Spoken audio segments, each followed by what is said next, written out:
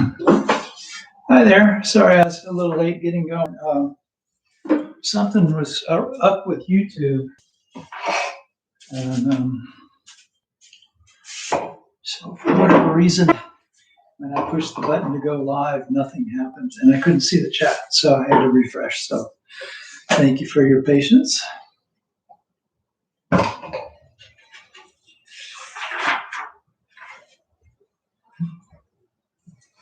Hope everyone is well.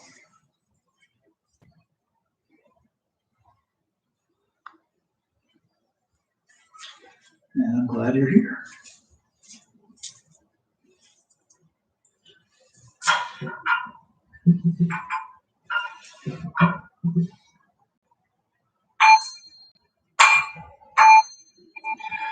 Vast is the robe of liberation, a formless field of benefaction. I wear the Tathagata's teaching, freeing all creations. Vast is the robe of liberation, a formless field of benefaction.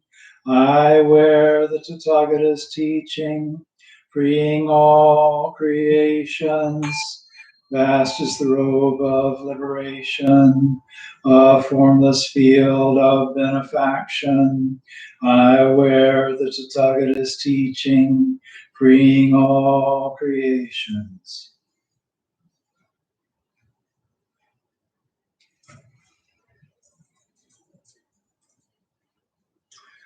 Got to have atonement.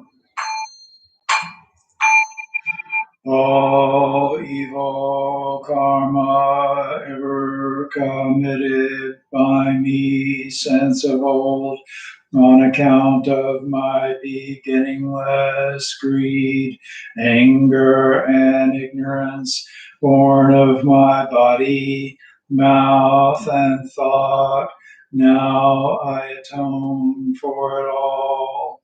All evil karma ever committed by me since of old, on account of my beginningless greed, anger, and ignorance, born of my body, mouth, and thought, now I atone for it all. All evil karma ever committed by me since of old, on account of my beginningless greed, anger, and ignorance, born of my body, mouth, and thought, now I atone for it all.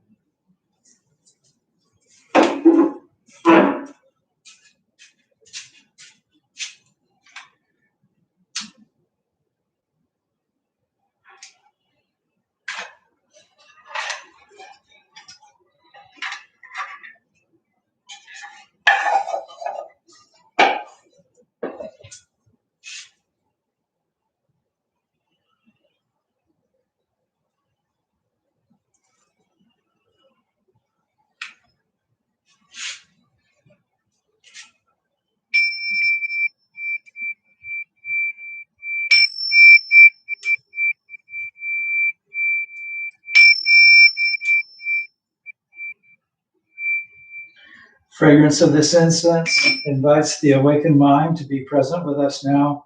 The fragrance of this incense fills our room, protects and guards our minds from wrong thinking. The fragrance of this incense unites us with precepts, concentration, and insight. We offer it for all beings.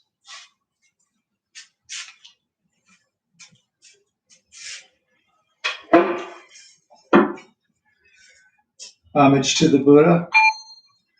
Namo tassa bhagavato arahato samma sambuddhassa. Namo tassa bhagavato arahato samma sambuddhassa. Namo tassa bhagavato arahato samma sambuddhassa. I go to the Buddha for guidance. I shall become one with the Buddha. I resolve that I shall each day follow the way of life he laid down for us to walk and awaken to his supreme wisdom. I go to the Dharma for guidance. I shall become one with the Dharma. The gates of Dharma are manifold. I vow to enter them all. The goal of wisdom is ever beyond. I shall attain it. I go to the Sangha for guidance. I shall become one with the Sangha in the spirit of universal fellowship, and as a member of the Sangha, I pledge myself to strive for the enlightenment of all beings. The Metta Sutta. This is what should be done by one who is skilled in goodness and who knows the path of peace. Let them be able and upright, straightforward and gentle in speech, humble and not conceited, contented and easily satisfied, unburdened with duties and frugal in their ways, peaceful and calm and wise and skillful, not proud and demanding in nature. Let them not do the slightest thing that the wise would later reprove. Wishing in gladness and in safety, may all beings be at ease. Whatever living beings there may be, whether they are weak or strong, omitting none, the great or the mighty, medium, short or small, the seen and the unseen, those living near and far away, those born and to be born, may all beings be at ease. Let none deceive another or despise any being in any state. Let none through anger or ill will wish harm upon another. Even as a mother protects with her life her child, her only child, so with a boundless heart should one cherish all living beings, radiating kindness over the entire world, spreading upward to the skies and downward to the depths, outward and unbounded, freed from hatred and ill will, whether standing or walking, sitting or lying down, free from drowsiness, one should sustain this recollection. This is said to be the sublime abiding. By not holding to fixed views, the pure-hearted one, having clarity of vision, being freed from all sense desires, is not born again into the world of suffering. May I be happy and well. May no harm come to me. May I learn compassion. May all my friends, family, and those I love be happy and well. May no harm come to them. May they learn compassion. May all those troubled in body, mind, and spirit be happy and well. May no harm come to them. May they learn compassion. May all those who have hurt me in body, mind, and spirit be happy and well. May no harm come to them. May they learn compassion. May all those who I have hurt in body, mind, and spirit be happy and well. May no harm come to them. May they learn compassion. May all my enemies be happy and well. May no harm come to them. May they learn compassion. May all living beings be happy and well. May no harm come to them. May they learn compassion.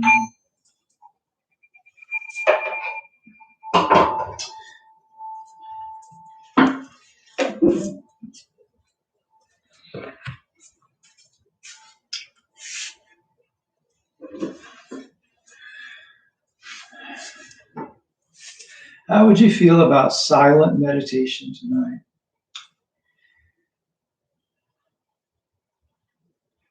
I'm going to try some new things since this is apparently not a temporary situation.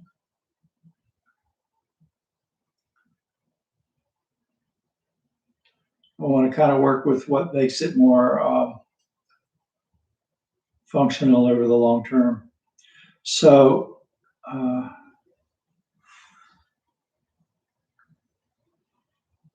we will do 15 minutes of silent meditation.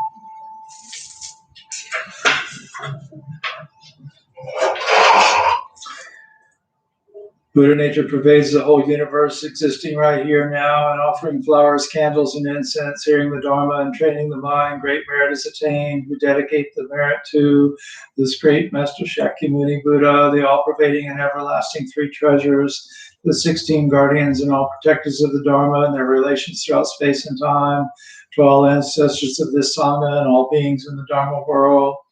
May penetrating light dispel the darkness of ignorance, that all karma be resolved in the mind, flower bloom, and eternal spring. May the Dharma body maintain strength and health, and years of life be lengthened for all teachers of this Sangha. May their vows be fully realized, and may they live in perfect peace with Buddha Dharma. We pray for those suffering from violence and those who grieve for them, for those living in oppression, for all who are imprisoned who should be free, for all refugees from violence, hunger, and catastrophe, man-made or natural. We pray for the health and well-being of those suffering from diseases of body, mind, or spirit, those working toward the healing of those afflictions. May they be serene through all their troubles, and may we realize the enlightened way together. Sabe sata sadahantu avera sukajivino katam punya phalang mayam sabe bhagi bhavantu te. May all beings always live happily, free from animosity. May all share in the blessings that spring from the good we have done.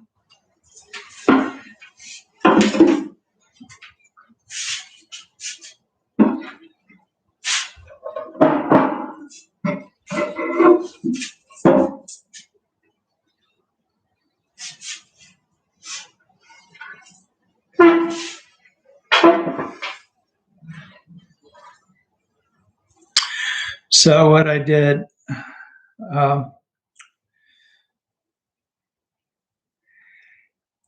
picked the softest timer bell that I could find. I could turn the volume down, but I wanted to make sure I could hear the timer. When I used to use it on vibrate when we were at the church in DeLand, and that sort of kind of worked and sort of doesn't. Anyway, so I'm experimenting with the timer bell. So I'll show you something. Look over my shoulder there. See the purple orchid? Here, I'll bring it up and show it to you.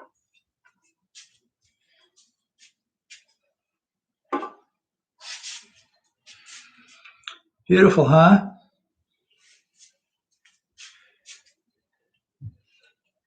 So I'll tell you the story about that.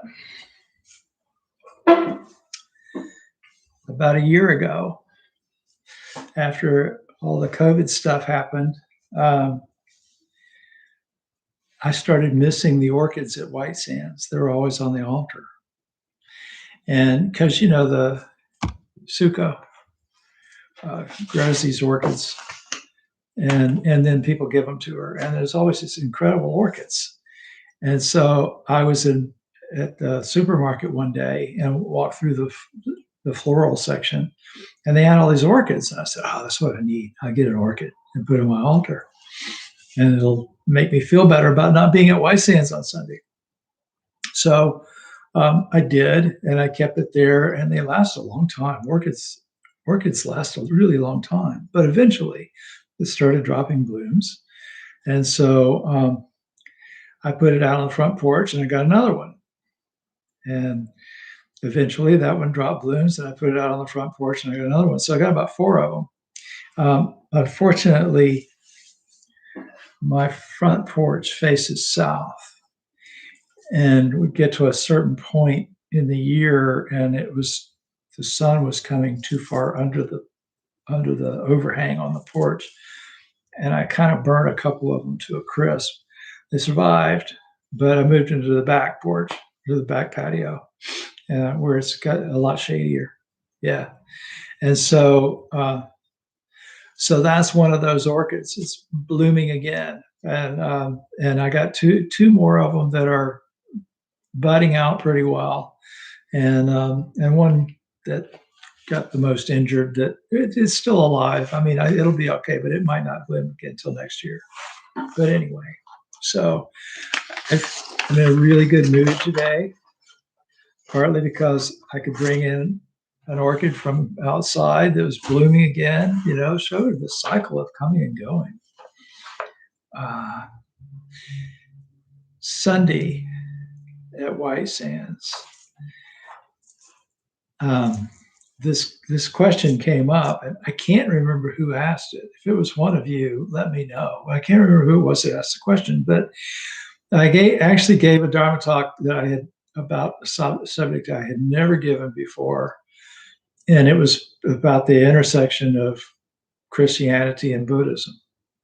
And it was as interfaith as I've ever gotten. I get asked questions about that sometimes, but this one, I really kind of delved into the issue some.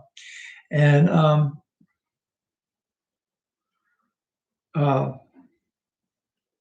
forgot what I was going to go with that. Oh, yeah. So somebody asked me this question about love. And because I was talking about love, as it said in the Beatitudes, the Sermon on the Mount and stuff. Love your enemy as you love yourself. It's in the Sermon on the Mount. And I was talking about metta, and somebody asked me about that. And so this one guy there who was, I think he's been there before, but not a lot. He's fairly new to White Sands. After I rambled on and on with a bunch of Buddhist stuff, he said something that was actually really, really nice. He said, you love a flower, but you don't expect it to last forever. And and when you admire a flower's beauty, that doesn't mean that you want to own it. You could admire it without wanting to possess it, which actually is a really good analogy for the difference between love and what usually in our society passes for love. So I'm trying something else, and I'm going to try recording it. I want to see how these sound. I might try using a different camera setup sometime too. But I want to see how it sounds in here when I record this, because I might use them for something. So anyway, sorry about all the technical junk.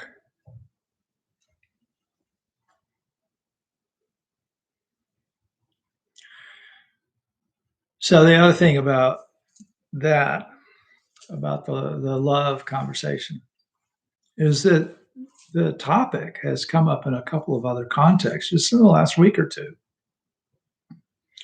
And so I thought I would talk about love from a Buddhist perspective. Love in the sense of relationships. And one thing I saw was somebody had posted a link to a talk from some mindfulness coach or someone I didn't know. I don't remember who it was. Doesn't matter. But they were given a talk about mindfulness in your relationships, which could be a good subject. But it reminded me of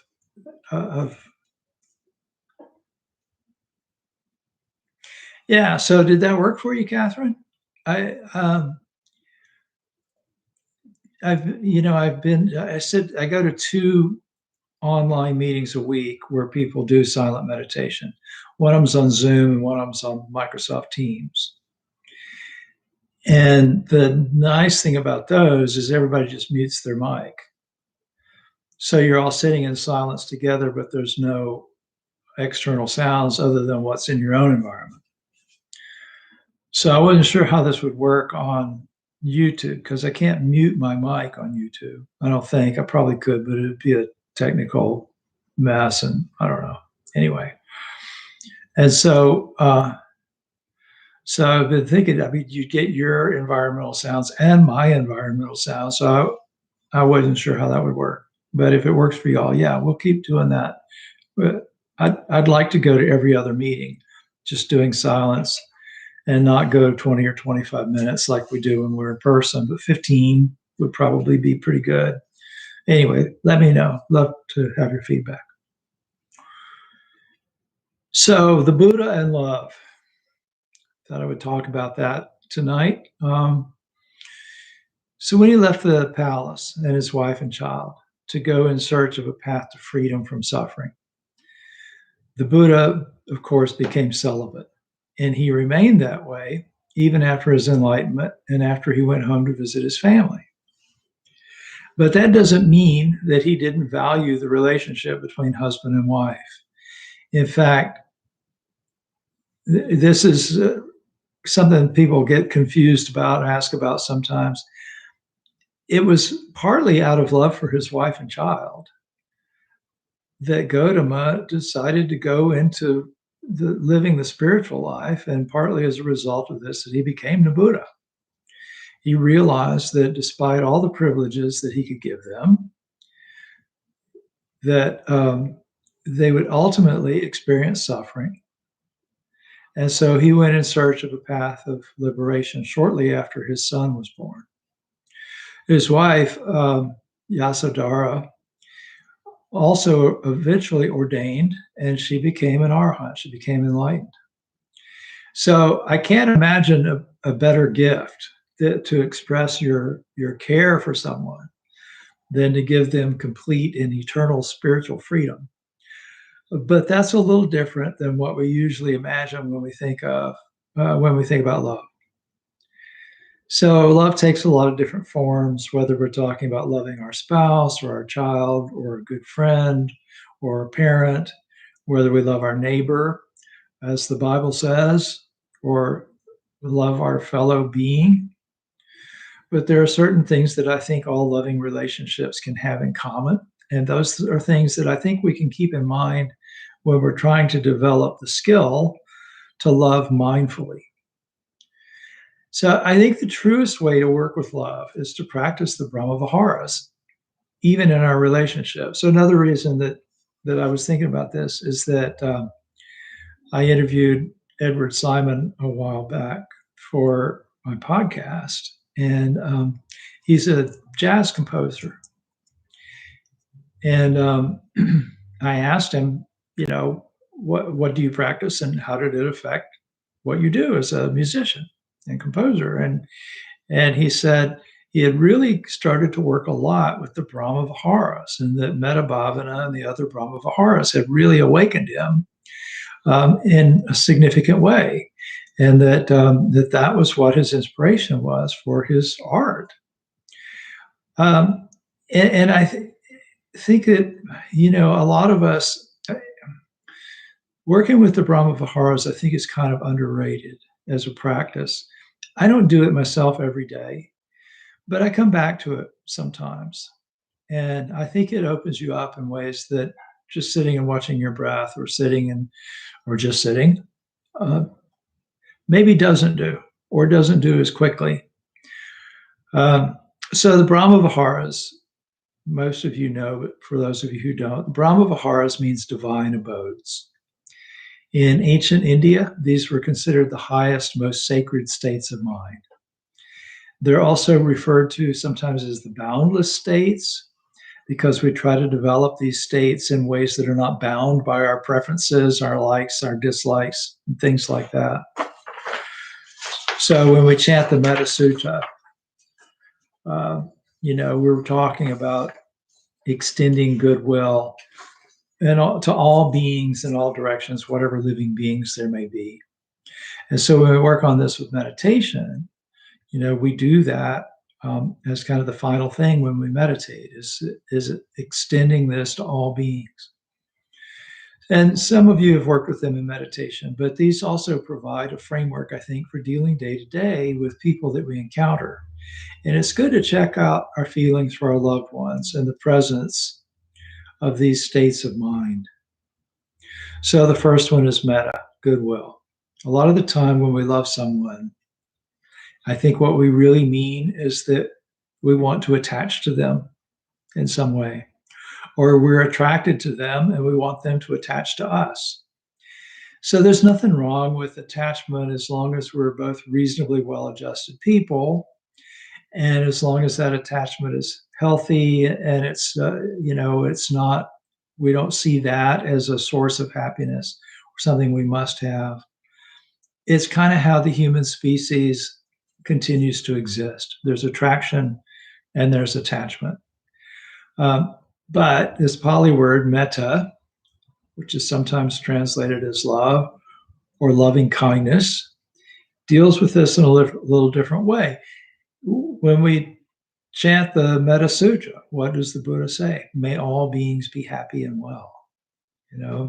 So this is a different kind of love. It's really a wish for someone's well-being. And so I prefer to call it goodwill. I don't like this translation, loving kindness. It's the one that gets used a whole lot. First of all, it's not a word in the English language, so it's kind of a made-up term. I don't know who came up with it, but I like words that exist. No, sometimes you have to coin a phrase, right? But but in this particular case, I think goodwill works fairly well. It means wanting that person to be happy. And I think the wish for the loved one to be happy is a critical factor in the idea of true love, loving authentically. The thought, I want you to be happy, is very different from the thought, I need you for my happiness, which is what a lot of the time, we experience in sort of romantic relationships, for lack of a better term. And a lot of the time, I think that's what people really mean when they say, I love you. They mean, I need you for my happiness.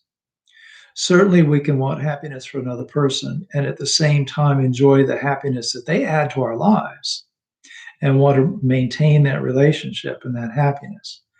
But before we can truly have metta or goodwill for another person, we have to have it for ourselves. If you don't develop the resources to be happy, if you don't know really what happiness is and how to do it, then it's very difficult, number one, to contribute meaningfully to someone else's happiness. And it also tends to lead to expecting other people to somehow make us happy, which never works. Other people certainly can contribute to our happiness, but no one can make you happy or make you feel loved or any of that stuff. You got to be able to do that for yourself. So even if you very sincerely want them to be happy, if there's this attachment involved, it's easy to confuse that with needing to feel loved by someone.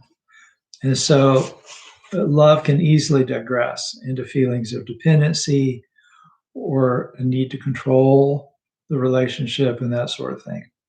So part of loving mindfully would involve making sure that we're caring for our own inner life and that what we mean when we say love is having someone else's best interests at heart.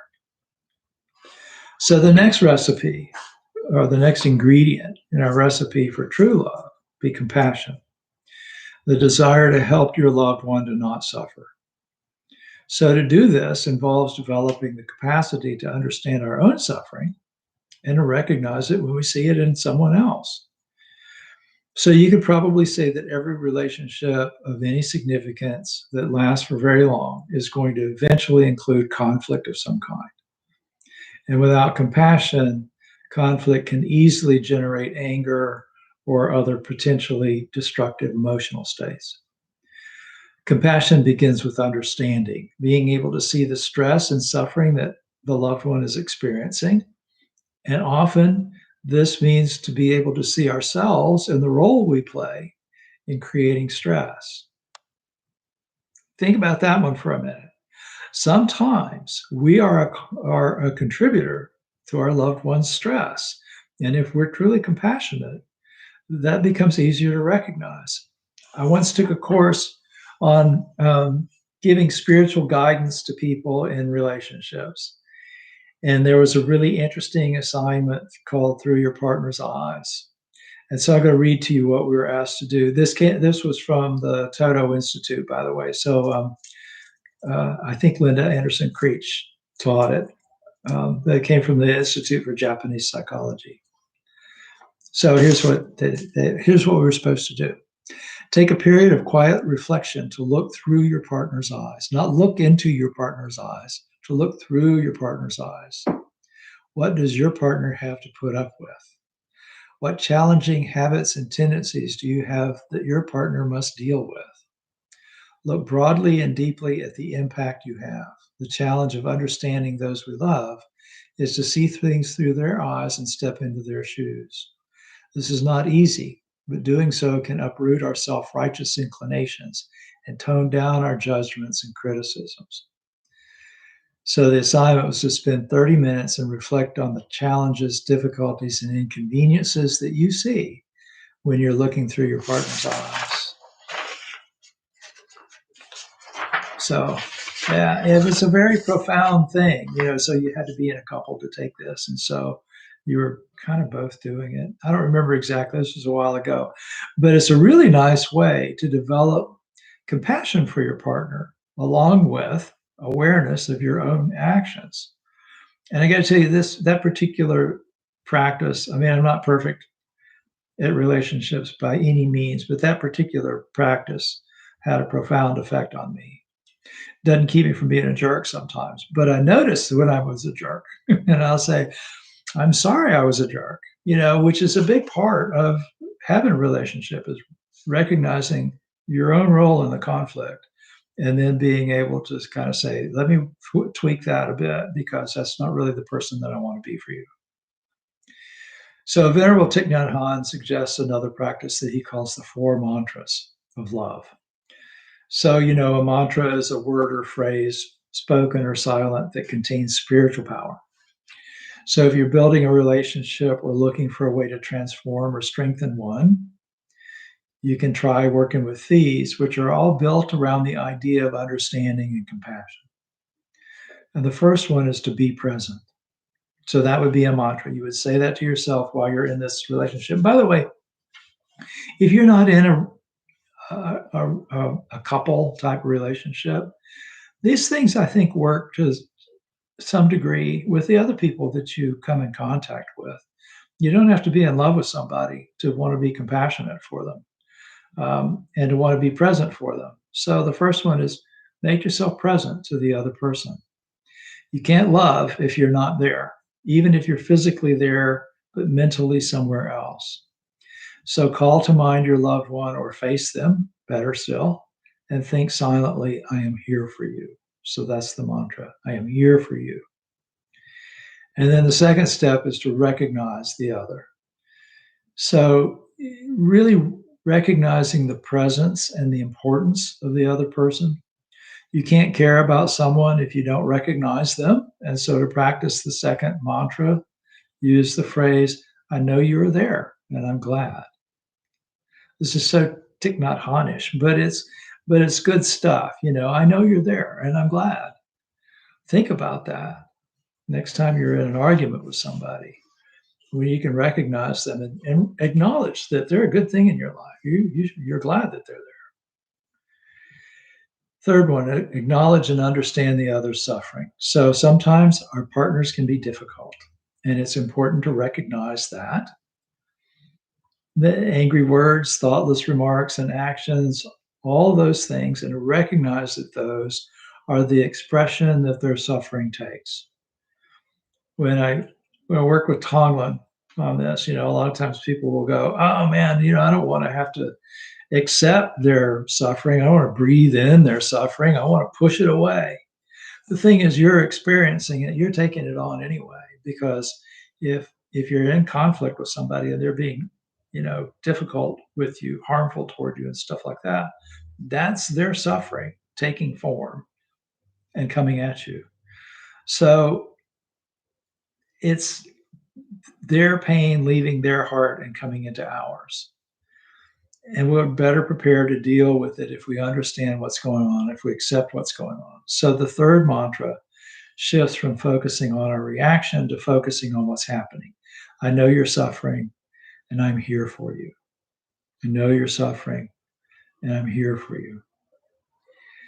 And then the fourth one is acknowledge our own suffering, which can take similar forms. Our stress can be a source of adversity for our partner. So we need to be aware of that and to shift our focus away from blaming and things like that to really understanding what is going on in our own heart, what we're sending out. And so the fourth mantra is, I am suffering. Please help me. Think about how that changes the way you interact when you go from I'm suffering and it's your fault to I'm suffering. Can you help me with this? You know, I would suggest working with it if you're in a difficult relationship. Again, even if it's a relationship at work or something like that. I'm being, this is difficult for me. Can you help me with it? It'd be interesting to see how the response is. So the third of the Brahma Viharas is mudita, which doesn't have a good translation into English. It's basically sharing joy in others' good fortune, others' blessings. Started using this term blessings in that because it really does encapsulate the idea that someone's good fortune isn't just a luck. It's the result of some meritorious actions from some point in the past. And so we are blessed and we can recognize our own blessings too. So, if you look at someone who's causing you trouble in life and resenting their good fortune, you can look at yourself and realize that you're also the recipient of a good deal of good fortune. So I read something once from a biologist who said that if you place two living heart cells from different people in a petri dish, they'll start to communicate with one another, and eventually they find a third beat and beat together. And there was a philosopher named Mark Nepo, and I don't know anything else about him, but I read about this in something from the Greater Good Center, I think, who says he believes that this biological fact proves that regardless of any resistance that we feel of or any of our shortcomings, life itself holds what he calls an essential joining force. In other words, life wants to recognize oneness. We talk about oneness in this sort of mystical sense, and what happens when you watch your breath long enough, the body and mind fall away in the body and mind of others. But life recognizes this, hearts want to beat together. It's interesting. He says this inborn ability to find and enliven a common beat is the miracle of love. This force is what makes compassion possible, even probable. If two cells can find the common pulse beneath everything, how much more can full hearts feel when all the excuses fall away? So I think that's a beautiful idea. When two hearts beat together this way, that's a joyful experience. So this brings us to the third of the Brahma Viharas, and this factor of true love, which is shared joy in life. It's related to gratitude. When something good happens to me, I enjoy that. And if you think about that as a gift you received, you feel grateful. Your loved one is a gift. Your loved ones give you a lot. So partly we're acknowledging with some joy and gratitude the gifts that we receive. But also we should be joyful when we give something to our partner and be grateful for the other gifts that they receive. So take some time to think about that. Does your loved one have good health? You can be happy for that. Did they have some other good fortune? Share in their enjoyment of that good fortune. That really brings us closer together when we can do that. A lot of times I think people see those as signs that we are close. When my partner experiences something good and I'm happy for her, well, that must be because you have a great relationship. Well, you might say that we have a great relationship, or a pretty decent one as human relationships go anyway, because we're happy for each other, because we support each other, and we recognize when we do good things, we recognize when we experience good things. And that's a good antidote to resentment too. It's just to take the time to be grateful, to appreciate what you and your loved one have. That's a really good way to brighten your state of mind and create a sense of shared happiness. So even though we share someone's life and we share in their good fortune and we wish them happiness and we try to spare them suffering, we also have to accept that we're each responsible for our own lives. We're each responsible for our own karma. And so we need the fourth factor in true love, which is equanimity. That means that whatever happens, we can keep our own minds in balance. Equanimity requires us to work with acceptance, both for ourselves and for our loved ones. So first, we accept our own feelings and our own failures. It doesn't mean that we don't work to change bad habits or react to difficulties more skillfully. It means that when we get angry or if we get overly worried, obsessive about something or whatever, we accept that we feel this way. And then we look for ways to respond appropriately to what needs to be done. And second, we should accept that our loved ones are also trying to be happy, to avoid stress and discomfort, to fulfill their own purpose in life. So you think about the bamboo acrobats. I've talked about this a bunch of times, I'm sure. The Buddha talks about these bamboo acrobats, and they climb up on top of a pole, and one balances on the other's shoulders and stuff like that. And one says, "You look out for me, and I'll look out for you, and we'll be fine." And the other one goes, "No, that won't work. I'll look out for me, you look out for you, and we'll both be fine." And the Buddha says, both of them are right. By looking out for you, I look out for myself. By looking out for myself, I also look out for you. So this, equanimity is partly recognizing that and respecting that. So we give them the freedom to watch over themselves, and we also watch out for ourselves, but we also recognize the role that we play in their life and vice versa. And so we watch out for each other. By the way, when I said, look at what needs to be done and respond appropriately, our feelings are not what needs to be done. We get real hung up on our feelings. Oh, you made me feel this way. In fact, there's a whole school of counseling where they talk about expressing, when you do this, I feel that. Feelings are symptoms, they're indicators, they're not the thing. They're just feelings. They're not realities. So sure, if your feelings are hurt, what can you learn from that? But you don't need to change the feeling. You need to change what is done. So, and we don't have to feel good about what needs doing. We can get angry and still make sure that our actions of body, speech, and mind are skillful and not harmful. We can feel insecure and still be patient. We can give our loved ones freedom to grow and change in ways that will benefit them and help them fulfill, live according to their purpose. So if you practice mindfulness like this in your relationships, I think you can become better able to appreciate the beauty of the present moment, to appreciate the orchid, even knowing that eventually the petals are going to fall off. Appreciate the flower. So now and then, if you're in a relationship with someone, you don't have to wait till your anniversary or Valentine's Day or whatever. Just take a moment to really appreciate what it means to have love, to be loved, things like that. And I encourage you to work with these things. So thank you very much for being here. Thank you for listening. It's 8 o'clock. So I talked for a long time tonight. So anyway, I hope you have a great evening. I will see you Thursday or Sunday or sometime soon. Have a good night.